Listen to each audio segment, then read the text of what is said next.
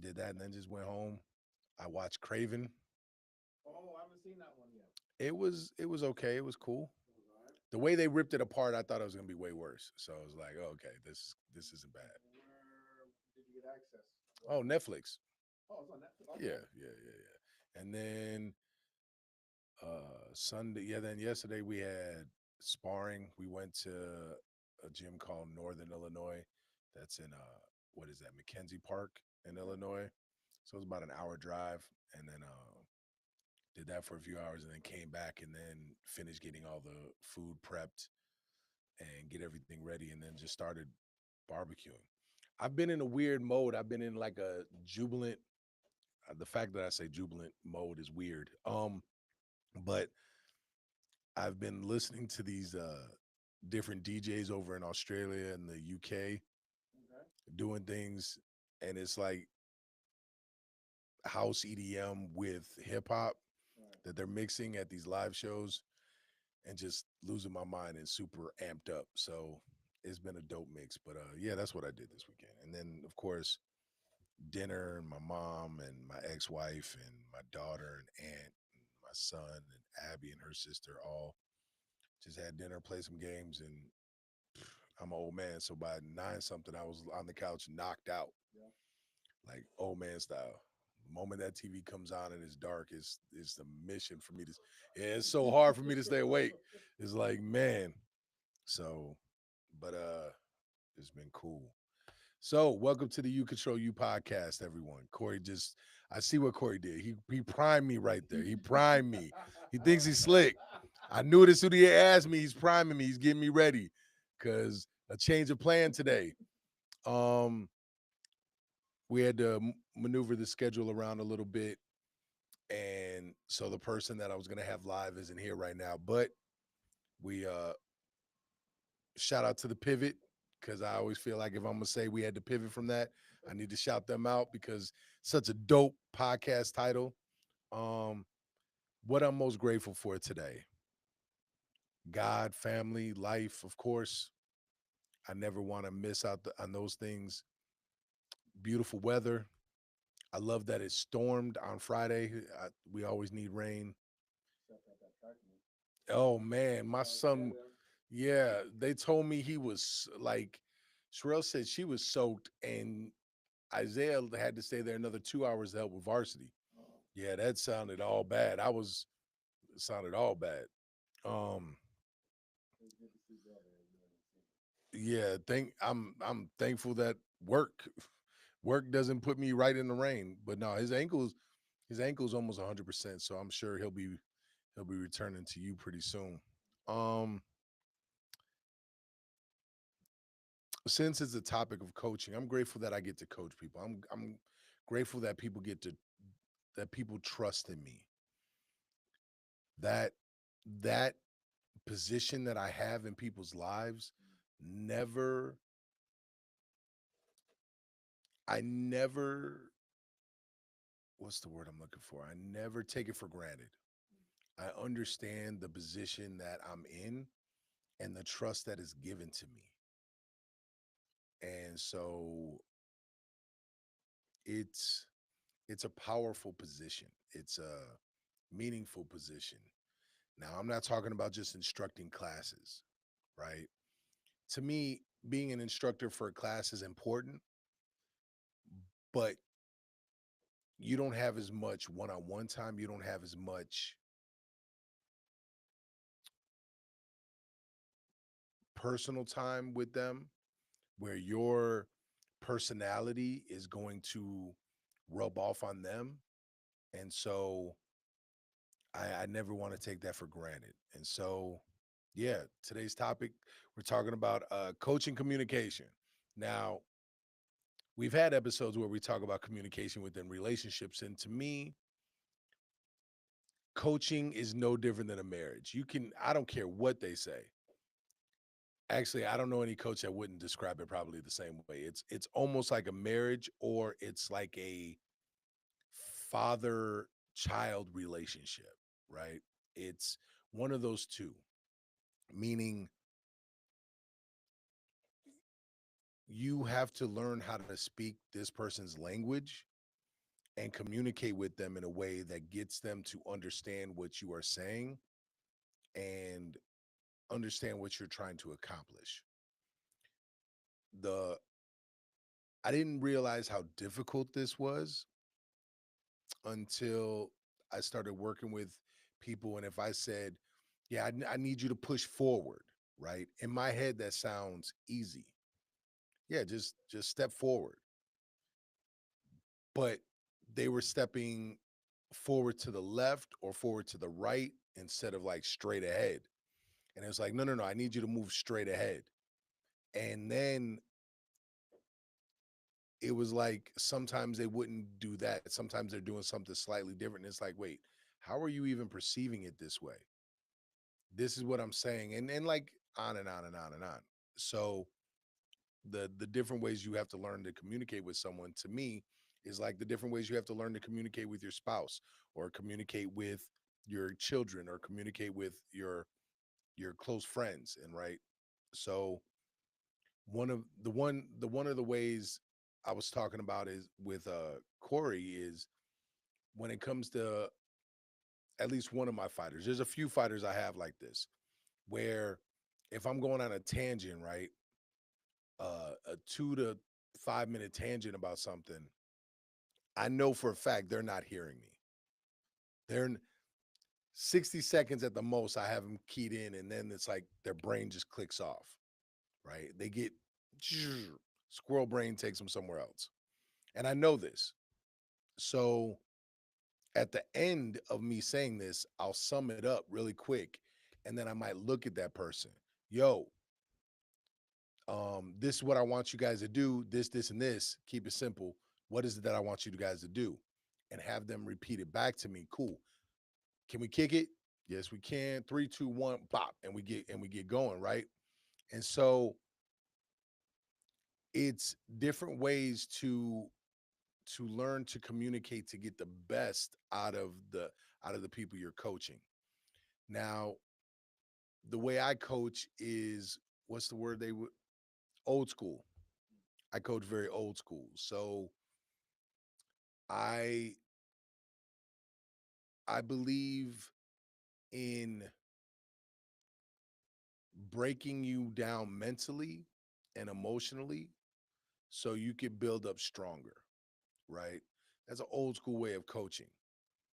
And what I mean is that we're going to make things so difficult for you that by the time you get in those situations in a fight, they're still difficult, but you have the confidence that you've been through something like this and that you can overcome it.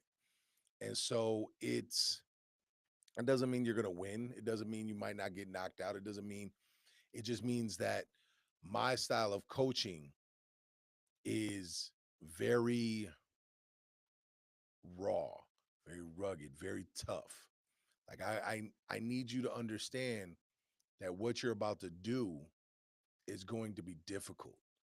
And I need to put you through hell multiple times so you understand what you're walking into.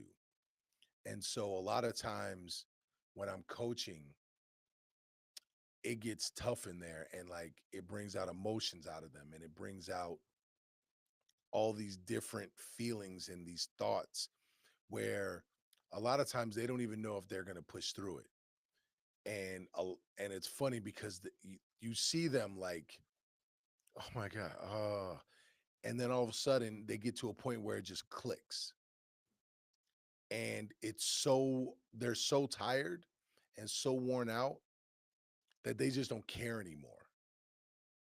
And now they're just doing, and that's the point that they need to be at, where you're no longer thinking about things. You're you're doing these things without a thought.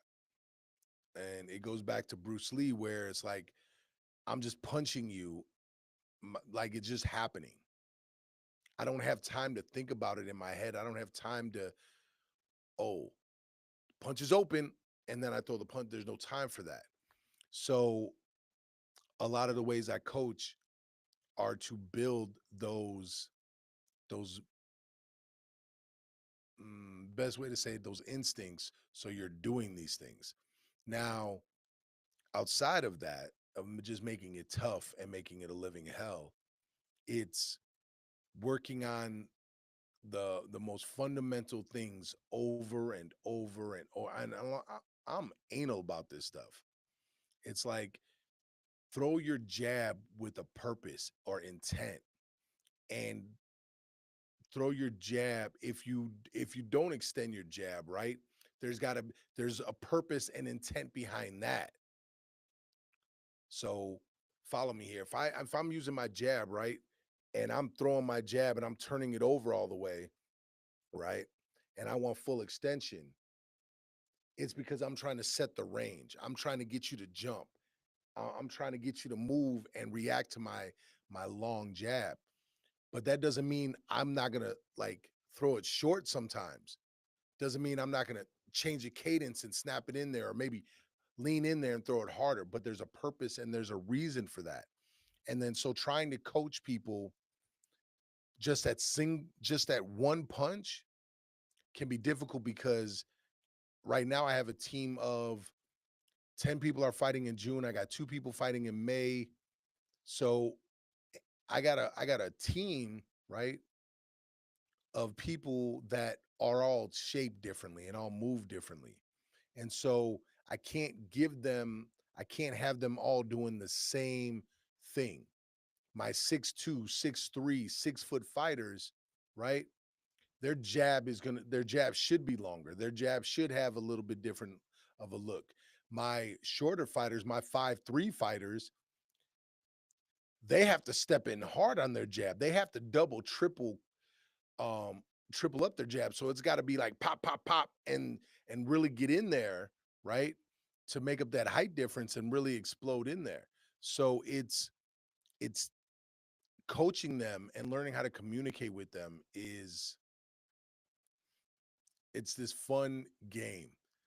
I have, I don't know, around 80 some students, and I have to learn different languages. I have to learn 80 different ways to say things sometimes. And understanding how to reach people in that way is confusing, and it's complicated, and it's fun. And I'll say it even to the point where um I'm starting to create my own words. So I've been putting to Jerry. I watched Jerry Maguire the other day, and I'm only pulling this out because I need to look up the word that I'm thinking about using. But I watched Jerry Maguire, right? And I love the word Quan. And if people don't know what I'm talking about, um Cuba Gooding makes up this word called Quan, and it means like marketing dollars, finance, like all this stuff. He's like, I call it Quan. And I always thought that was cool. And I'm like, wait a minute. I need a word that means alert, calm, peaceful, ready to go, like patient. Cause I have some fighters, if I'm like, hey, calm down, they instantly get it, like triggers them, and they tighten up and they throw harder. And it's like, wait, I told you to what are we doing? Relax. I am relaxed. It's like, what? This is relaxed to you? And it bothers them that someone is saying relax or calm down. And with one of my female fighters, I would say ocean, because when she thought of calm, she thought of the ocean. So the moment I said ocean, she knew she had to breathe and calm down in the ring. It's like if she was moving and moving too fast and doing something, and it's like just basically looking like a puppy dog chasing a tire, it's like ocean, ocean, ocean. And she would take a step back. I would see her take a breath, and instantly it resets the system and resets the computer, right? Well, can you imagine coming up with 20 different words for 20 different people? I'm like, that's like, thank you. Thank you. Thank you for saying that. And blessings to you as well. But could you imagine all these different words? I'm gonna mess them up. I know me. It's like got 20 kids. I'm gonna mess up the names. I'm gonna call 15 the 20th name and like I'm gonna mess that up. And so it's I've been working on a word. The first one that came up, I didn't like, and then Equan came up. I'm like, I'm not gonna borrow that. So I've been working on some other ones like Zorin, um, Drith. I don't like any of these words. But I'm working on it, right?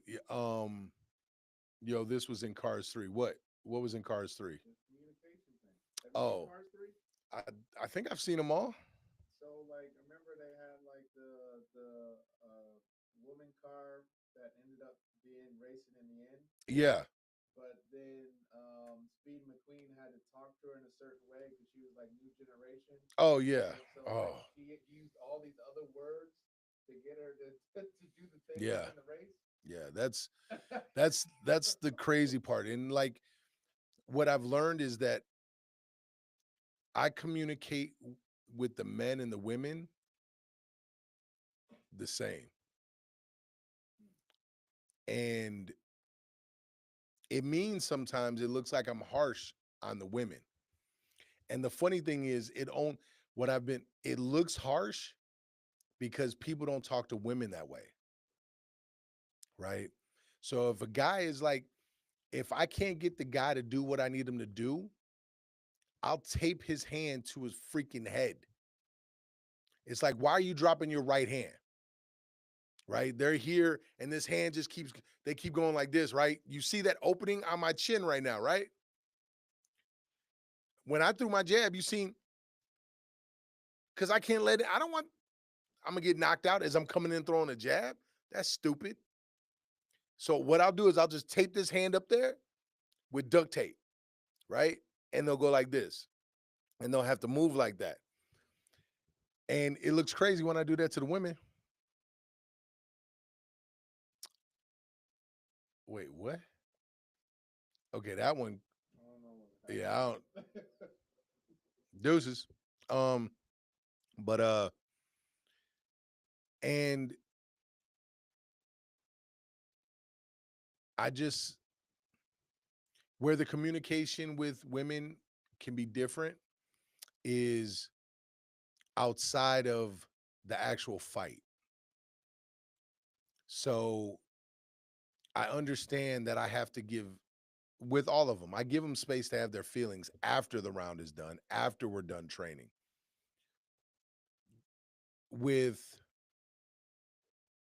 With female fighters, I've learned that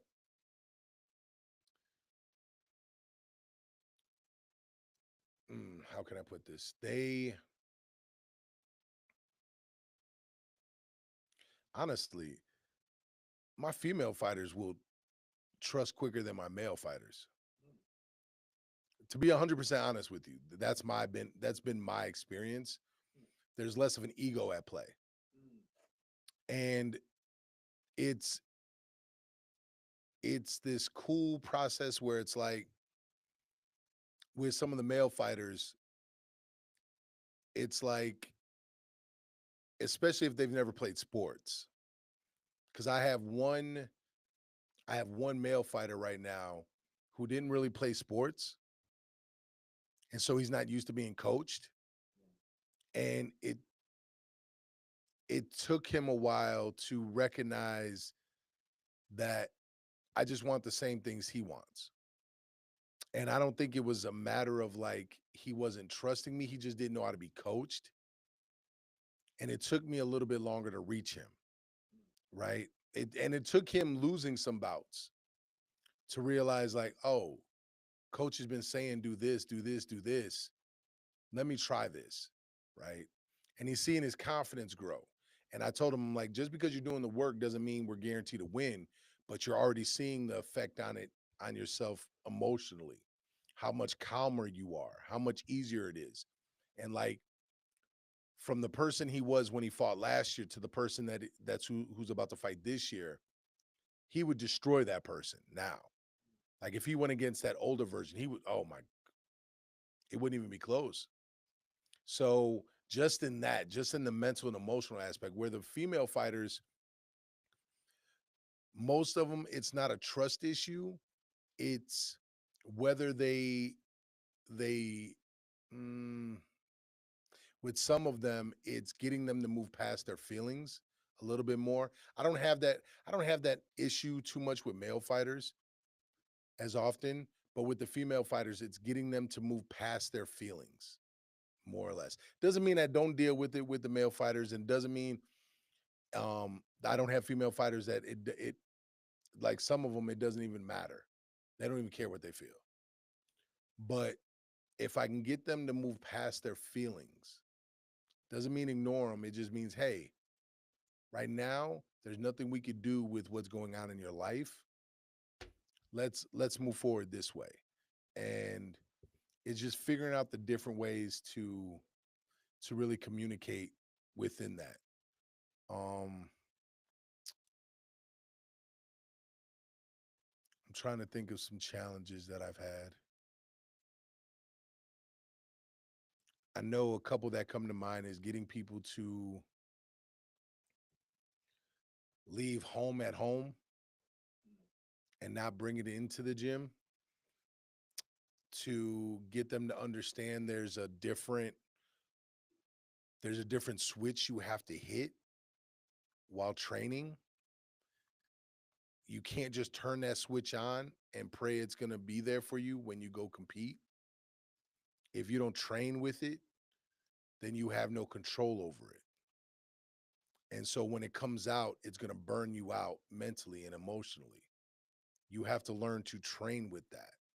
And you have to learn how to get there on your own. With one, I got a female fighter that I take pool noodles to. And this is how we get started. Before any private session of pad feeding that we have, or before she has a match, I take the pool noodles and I tap up and down her body and head. And for some reason, it's like it clicks her on. It can't be too fast and it can't be too hard. I just got to go at a steady pace. And it's like click. I can literally watch her brain because I can see it in her eyes. It goes click, click, click, click, click, click, click. And then she's got this look. And I'm like, and then I'll say, who's greater than you? She'll say, no one. I'm like, who can touch you? No one. How can they keep up with your hands? No. It's like all of a sudden we get in that zone. And it's funny because we know she's gonna get hit. She knows she's gonna get hit. She's gonna get kicked. But the point is, you believe that you're so great that when they hit you, when they touch you, oh, they must have been really good. They're great. Cool. Let me be greater. And it's building this confidence within her to go get it, right?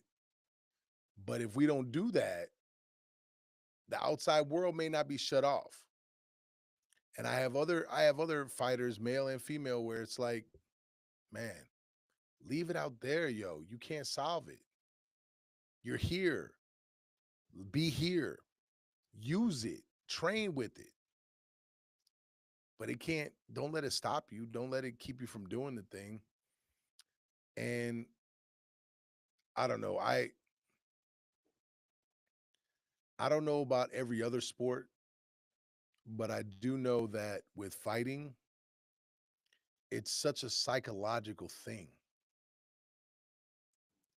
Like I had this long talk on a Friday night and I just went into him. I'm like, why wouldn't you think you're great? Why what is wrong with believing that you're great? What's wrong with that? I'm like, raise your hand if you believe you're great. Raise your hand if you believe that there's no one greater than you. And only and half my group raised their hand and one guy was like, "No, my spouse is greater." I'm like, "Okay, outside of your spouse, like outside of your wife, right? Who's greater than you?" And he's like, "Oh, no one." And then when I talked to the other half, I was like, yo, why didn't you raise your hand? Who's greater than you? And one of the women said, she was like, well, this person's greater than me here, and this person's great. I'm like, but who's greater than you overall? I'm not talking about who's got more experience at this position and his job, or more experience over here than you, or who's who's greater at this one thing. I'm like, overall.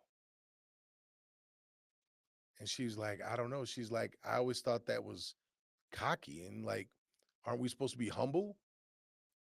And then I wrote it a and then I read out loud, and I want to get it verbatim. I have it pretty much memorized.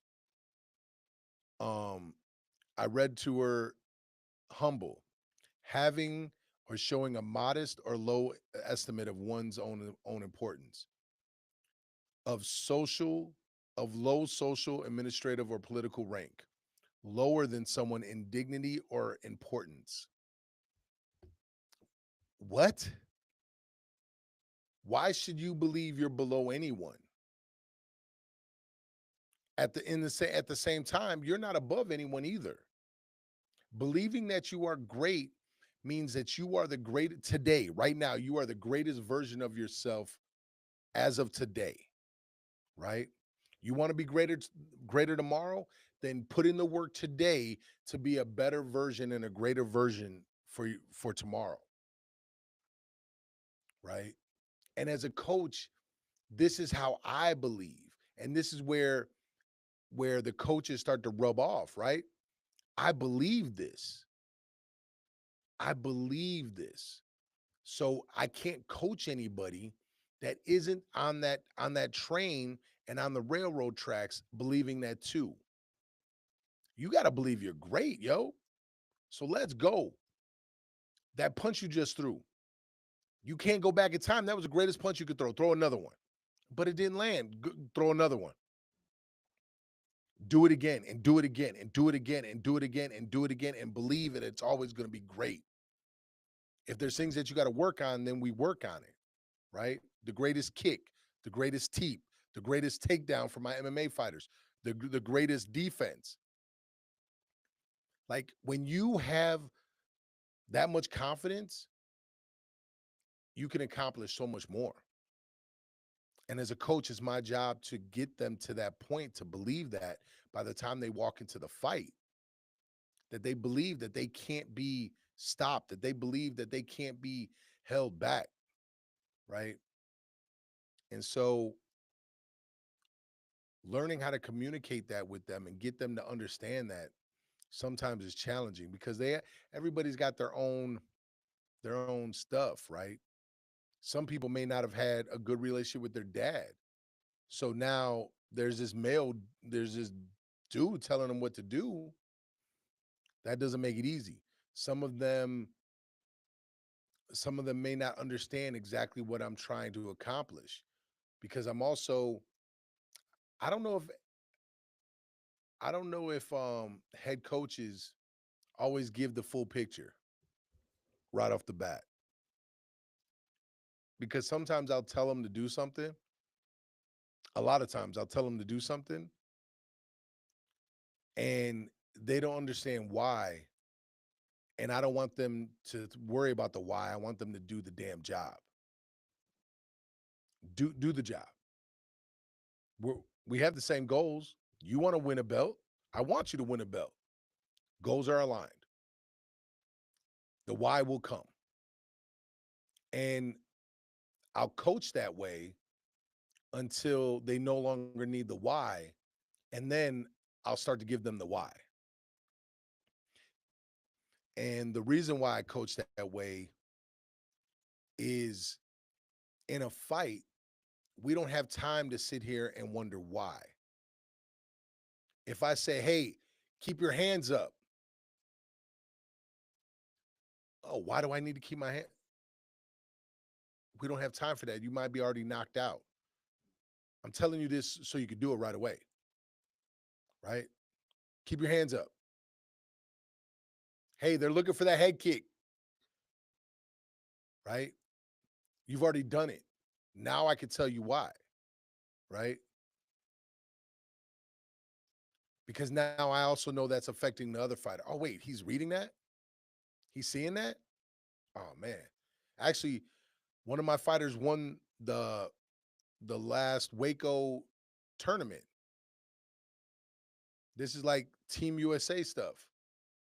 He won the Waco tournament, and the guy was mad because I kept calling out his shots. But my fighter listened to me. My fighter was already doing it. Hey, keep your hands up. Hand was up. Yeah, he's looking for the head kick. Like, I don't need to tell you the why. Just do what I say. Hey, look, your jab is going to be there, but set it up, set it up, set it up. Sometimes I'll say that. Or sometimes I'll say, um, jab kick, jab kick. I don't need you to wonder why. I'm seeing it. Do it. Right? And we play the game. What the heck is this fool talking about? That's interesting. But so it's like it's this fun dynamic of learning how to communicate with your fighters, and fun dynamic to learn how to make things click. Because in football, right, if I want to run a play and in practice I'm calling this play, we I probably can explain the why a little bit more in depth, right? And or you could at least see the why more in depth. If I call running play into the A gap against a 3-4 defense, right? I'm probably calling this play because I believe, one, we could double the D tackle and still get to the linebacker and be able to have that gap, right? So you could see that happening. Well, when you're training for a fight, if you're dropping your right hand and nobody's taking advantage of it, you may think you're getting away with it, right? And if I can say, hey, keep your right hand up, but if nobody's making you pay for it, you don't understand yet what's going on. So I walk around with a pool noodle, and the moment they throw something, they drop that right hand, pop, right upside their head. And it's like that. What if that was a punch or a kick, right? So I teach lessons that way, and then then I might take the time to explain why, but me smacking them usually does the job. If that makes sense to anybody. I'm trying to think of other situations. Corey, you got any questions? Or anybody online got questions or situations they've had with coaches? I know when it comes to coaching fighters, I always say it's like I'm a co-pilot and they're the pilot flying the plane. My job is to be the extra set of eyes to see stuff and call stuff out and keep them on point and keep them calm is the best way I can say it. And I'm different from a lot of coaches. I don't have one set style. Like I know there's some coaches that have this beautiful style. This is their blueprint. This is what they're going to do. This is it. This is how they're going to fight. And that's great. I'm with that. I don't coach that way. I have certain things that I want done. I believe we should always have a nasty jab and some beautiful leg kicks. Outside of that, I'm going to make different adjustments to the size, weight, their what they're good at. If they're flat-footed, right? They have no arches, and that's the thing, right? With athletes, I have to make an adjustment of how they could do footwork because some things are going to cause them long-term pain other than more than other things, right? I don't want to make a flat-footed person that has no arches, right? Bounce around on the ball of their feet.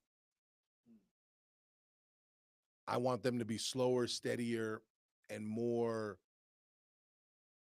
stalking, right?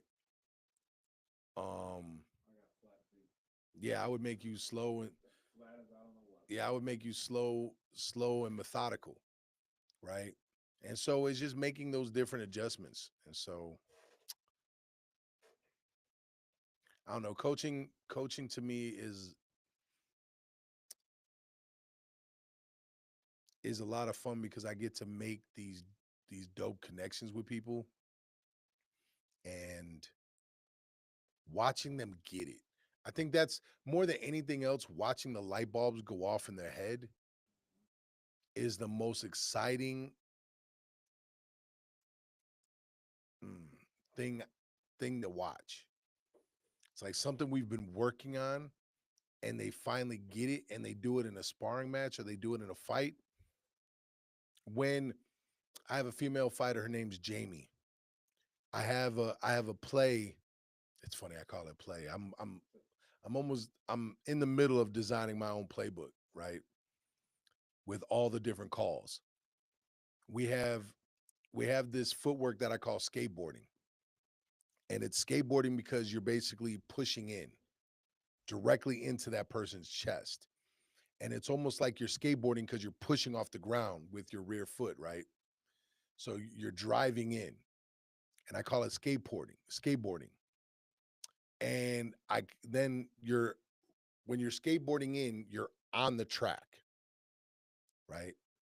Their train, your train, you're driving your train right into them. They're probably going to back up or they might start cutting the angle and try to change the tracks and you got to change the tracks with them, right? So they don't get an angle. Well, I want to change the angles before they do. So we go off the track. So basically just picture yourself stepping in twice and then moving to your rear side. So I'll say um off the track, skateboard off the track and it'll go like this. Probably jab, jab, cross, or some two shots with their lead side, three shots maybe, throw their right hand or rear hand and step to their rear side. She did it so perfectly a couple weeks ago. She was like, boom, boom, boom, bop.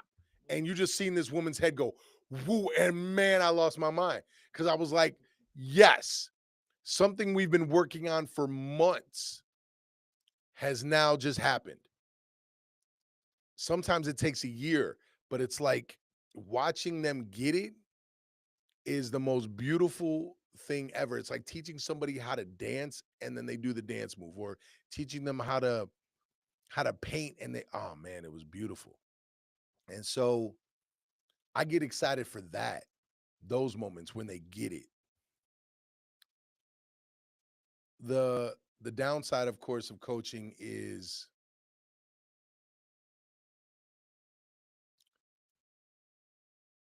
when they lose. It's like for me anyway, it's so like it breaks my heart, man, because this person just spent hours upon hours training and doing everything that I asked of them and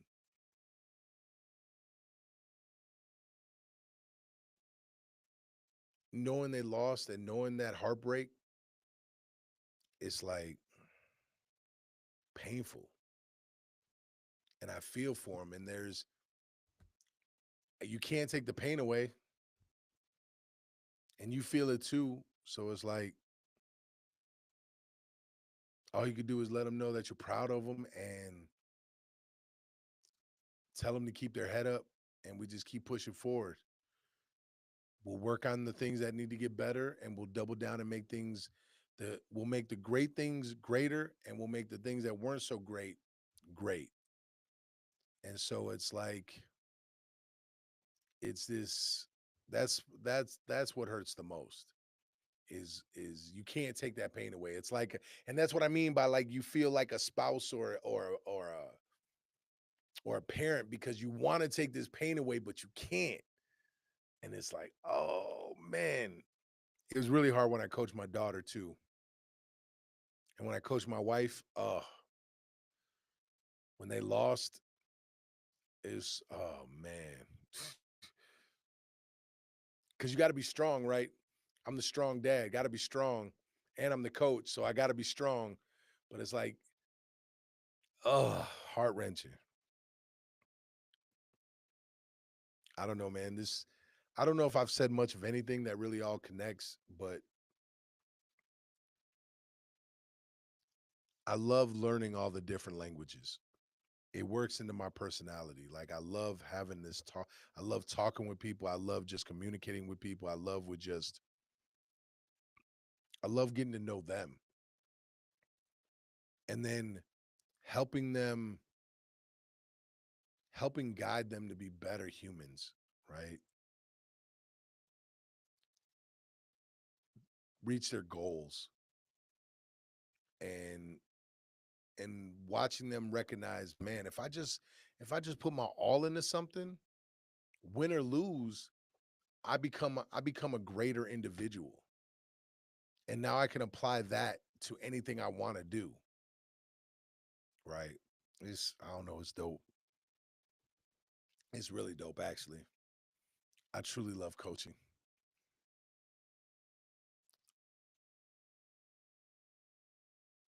Mm. Something click on for you there. Yeah, like I'm just thinking about like how The way you said that, it seemed I like just you've been searching for this, man, like this all your life. Like the way you said it, you seemed incredibly centered. it's there's nothing better than teaching someone something to me. Mm. To be in service of other people. I literally wait. I'm every day I'm in service to others. And the crazy thing is, like when they say, "Shah, thank you so much," I'm like, "What do you mean? You're doing all the work, right? I I'm not doing the work. You're doing the work. I am. My job is to show you, to just show you what I see." Oh man, that's exactly how I view it too. I am showing you who you are, Mm. not the version you think you are. Mm. See, most people, from what I can see anyway, most people, you know what? The people that I typically coach, right? The people that I see, even if they think highly of themselves, they still focus a lot of times on their negative aspects. And they think that's what's going to make them better. And I've had this conversation with students before and fighters. It's like, well, if I think this is great, why I'm not going to work on it. I'm like, why not? Doesn't mean it can't be better. It just work harder on it. Make it the greatest that you can make it. It's I get to spend all day. Honestly, I get to spend my days helping people just see who they really are. It's like you got one more rep. I'm not saying that just because I'm saying it. I'm saying it because I know you do. I know you do. I didn't say it had to be a perfect rep. Give me one more. Give me one more kick. Give me one more knee. Get off the ground. You got more left in the tank. And maybe I'm naive that way.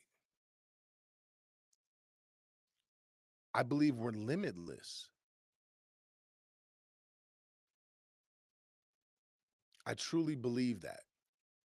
So when I tell people, give me more, you have it, I mean it.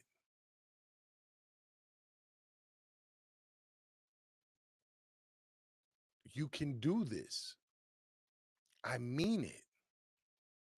You got this. I effing mean it.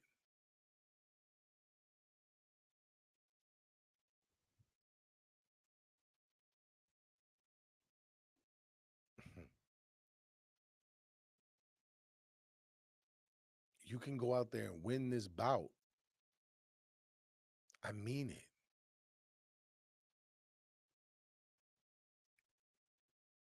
I get to, that's I'm blessed that that's how I get to spend my day. I get to spend my day being a nerd that I get to be everybody's hype man and a nerd at the same time. I get to focus on throwing this technique correctly, doing this correctly, do this, do this, do this, do this, do this, rep it out, rep it out, rep it out, fix this, get this, get this, get this. And then at the same time say, you're doing great. Man, that's amazing. Keep going. Fix this, but this is great. Fix this. Let's go. Oh, you're tired? Keep going. It it's this fun, I don't know, this fun thing. And then sometimes most days I'm an a-hole because I'll be like, if you want to stop, you can. No one's telling you to keep going. You don't have to keep going. You can stop anytime you want. Up to you, is your world. The psychological games for sure. They don't ever stop. F you, Shaw. I'm not stopping. That's your choice. And then when it's all said and done, it's like, look at the choices you made. You thank me. I told you you can stop anytime you want. You made the choice to keep going. Now, when school is tough, make the choice to keep going. You lost that job and you don't know what to do, make the choice to keep going. Life is really bumpy right now, really hard. Make the choice to keep going. Because no matter what, it's a choice, right? All these lessons that I give out, I've I've lived. They come from experience. You want to call it a day? That's your choice. I'm not saying life gets easier, but it's really simple. Make the choice to keep going forward. What's the worst that happens? Well, my life falls apart and I die. Yeah, okay. Death is inevitable, but you can fight against it. Oh, I might get knocked out in this fight. Yeah, you might, but you gonna let that stop you? You gonna let that fear hold you back? Oh, every time they hit me, like I feel it makes me mad. Yeah, because you take it personal. That's okay. It makes sense that you take it personal. Do you dislike that person? No, I don't know him. Okay. Then why are you taking it personal? Why are you getting so mad? Well, because I feel like I'm not doing it good enough. Boom, there you go. Now you're going down the path, right? Now you're actually telling the truth. So do you feel like you're good enough? Oh, maybe not. Okay, why not? Well, because they keep hitting me. I'm like, okay, but it's a fight. You signed up for that. Like, you think you're gonna bat 1,000%? You gonna go in there and just hit all your strikes and they're gonna miss all theirs? That's, of course, I want that to happen, but odds are not on our side here. So let's be honest with ourselves. Are you gonna get punched, kicked, elbow, kneed, something in your fight? Well, yeah, okay. How can you stop that? Well, I could defend better.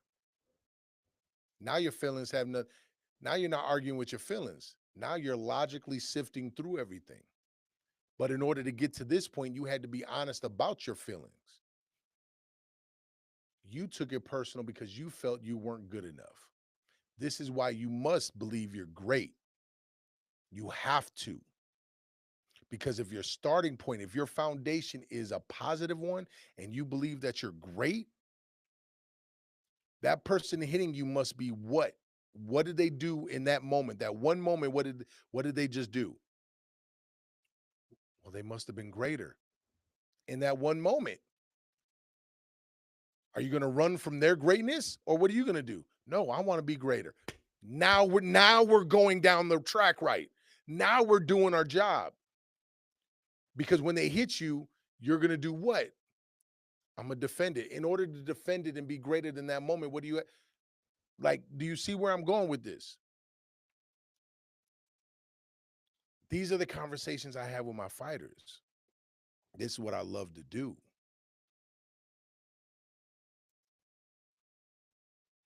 That way, if you lose, that person that person was greater than you that day, that moment in time. But when it's all said and done, what can you go do? Or better yet, how do I word it? I word it like this. After your fight, what are you going to do? Well, if I lose, I'll probably cry. And I'm like, okay, cool. Yeah, that makes sense. I'll take off my gear and like, yep, that makes sense. Get the tape cut off my hands. Yep. Yep, yep, yep, yep. I'm like, is your team still going to be here? Yeah, I think so. Okay, cool. Yeah. Coach is still going to be here for you? Yeah. Okay. What about your family? You going to lose your family? Well, no. Okay. So you still got your family. You're going to go if they're in college or if they go to work, like are you going to do that when you get back? Yeah. Okay. Are you going to eat food? Yeah. Like are you going to come back to the gym? Yeah. Your life hasn't changed. Win or lose, your life hasn't changed because it wasn't about that one moment that changes you. That's a great moment in time, but what about all the moments that led to that? That journey of training, of overcoming obstacles in your mind, overcoming the emotional um, turmoil that you had to go through, the the just the physical abuse that you had to go through in a training camp, and navigating your life to go for this one moment, right?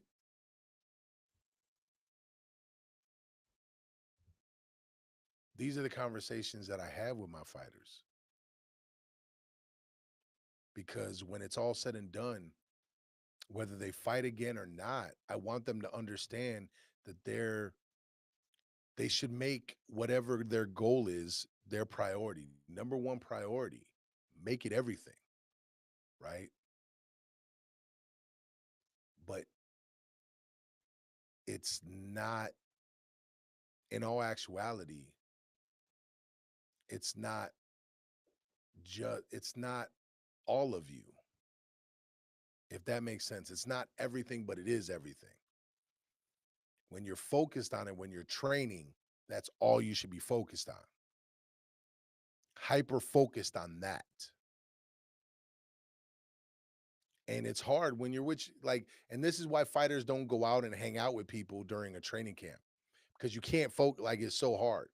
But once the fight's done, like, you got family, you got friends, you have a life. Take that pain that you felt if it didn't go your way and use it to become better. Take that great feeling of a win and use that to become better. No matter what, you become better. If you want to fight again, we're back in the gym working. If you never want to fight, just be a martial, just be that everyday martial artist and work on technique. But no matter what, the people in your life are still the people in your life. You're not better than them and you're not worse than them. And then you could attack every single goal that way. Well, I want to go back to school and get my PhD. Well, cool. Guess what you got to do now? You got to hyper focus on it. You gotta go get that. And instead of training like a madman, you might be studying and taking notes like a madman, right?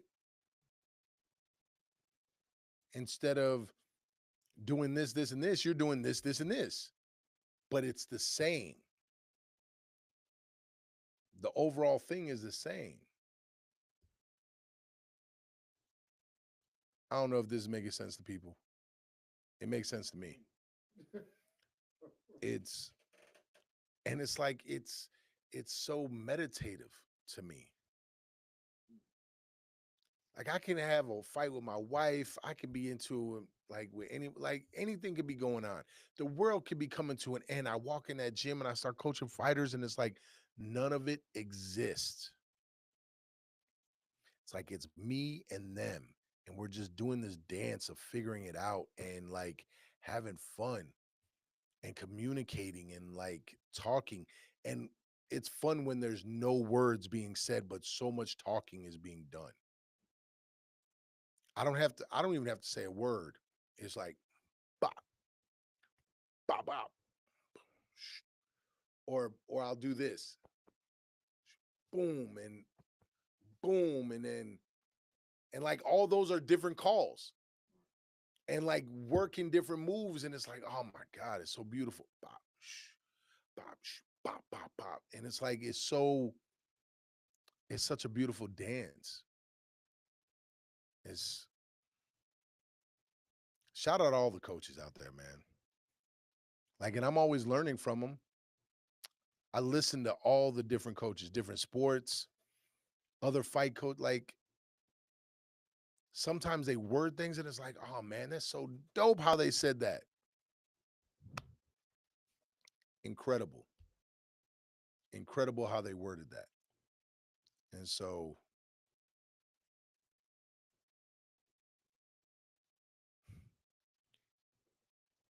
if you've had an incredible coach in your life, shout them out. Shout them out in the comments. Like give them praise. That guitar on the left. Sorry, TikTok is doing some weird thing. Yeah, but if you got a coach that you rock with, just comment their name or something. It doesn't have to be a full name; it could be coach whatever. But man, it's it's a it's a it's not a thankless job, but I think I think coaches that coach fighters at at an amateur level, it's almost like being a high school coach, right? It's you're not getting paid lots of money, but you invest so much time into these people. College coaches, at least at the bigger level, what they're getting paid millions of dollars, right? Hundreds of thousands. Professional coaches for sure getting millions of dollars. I don't right the base salary of a head coach has to be at least seven figures. So, but it's all hard, right? It's all hard. On the professional level, you're dealing with a whole different animal, right? It's crazy. Coach Wriggles.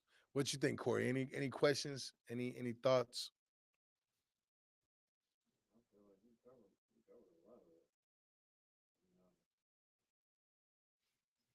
And somewhere in my brain, it just feels like I said a whole lot of words and not necessarily said something very direct.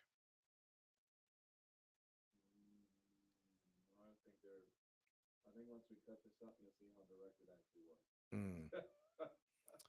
Just the amount of patience you need as a coach, the amount of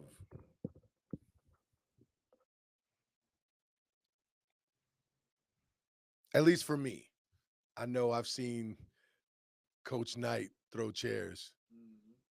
I mean, I've ripped belts off the wall before.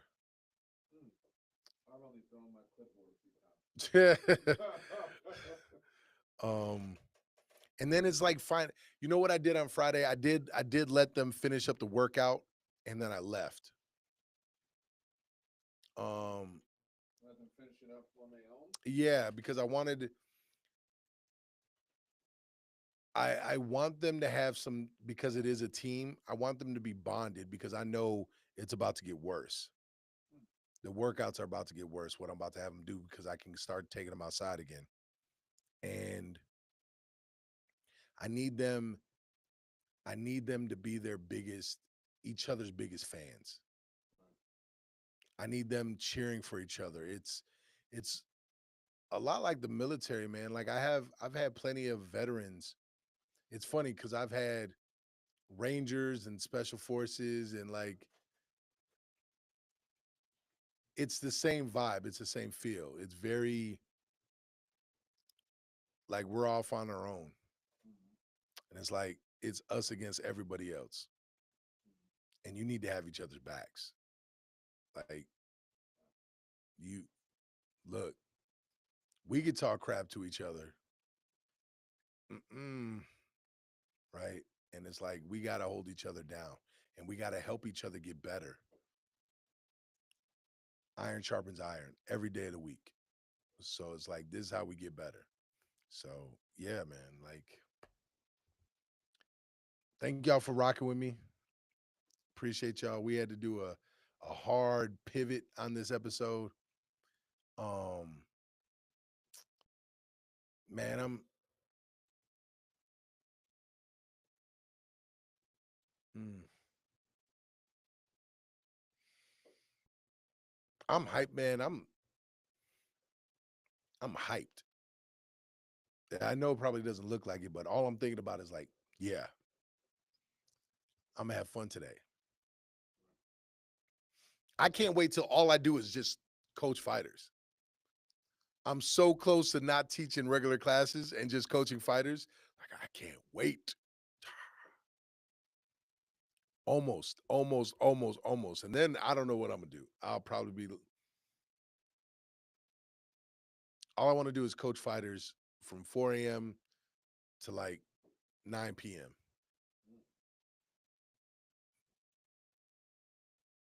What up? Good morning. How are you? And Steven, thank you for chiming in. Man, what a blessed day.